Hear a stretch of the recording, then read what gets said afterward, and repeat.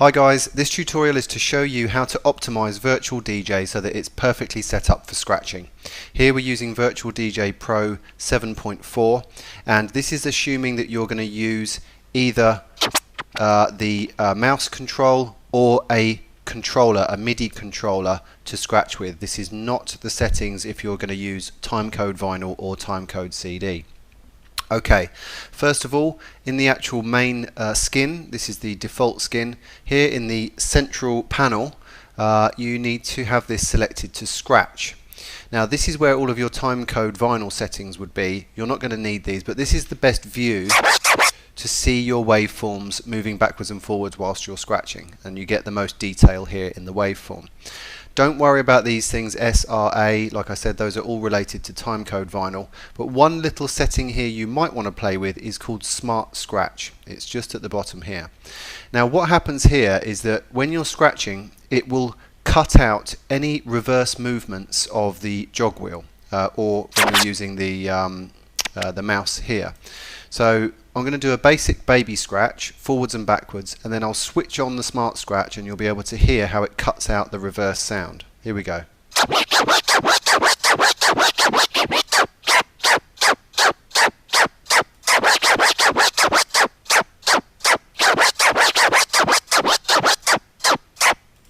So it's a bit of a cheat if you're not very good with the crossfader or you're still learning. It's quite a cool little feature, but make sure you haven't got that accidentally switched on, otherwise you're going to wonder why it's sounding so strange. So and here is beat lock. Make sure that that is also switched off, otherwise that could start do some strange things with your scratches as it tries to lock your scratch sounds into the beat grid of the opposing track. So there you go, that's all you need to do in the actual front panel. The rest of the settings are in the config section here. So first of all you want to go to options, and crossfader here, this needs to be set to scratch, seems pretty obvious, and then here the jog mode should be set to vinyl. Now the jog sensitivity, which is the next one down, I've used Virtual DJ with a lot of different controllers from a lot of different manufacturers, and roughly in the middle is the right setting. However, it will be dependent on your particular jog wheel, the size of the jog wheel and the calibration of the controller. So play around with this, but somewhere between halfway and 3/4 is usually where it sits. The jog sensitivity for cue and bend are not related to scratching. That's when you'll need to cue and bend, so you can have those set however you want them for those particular functions. And the next is the disc speed. 33 RPM I would recommend, that's what works best.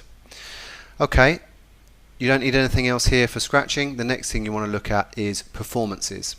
So latency, try to get your latency as low as you possibly can whilst you've got really good response of the jog wheel and the faders, and it still sounds good. If you go too low and your computer can't handle it, it will start to sound a bit funny. The typical sound is sounding like it's underwater, and you don't want that. Then here scratch, you want this optimized for quality, and here master tempo, make sure that this is set to pure scratch, otherwise when you're scratching you'll get all sorts of weird and wonderful noises going on, which is not what you want. So that's it. Those are all the settings you need in Virtual DJ. Pretty much all of the controllers that you would connect to Virtual DJ will work great with those settings.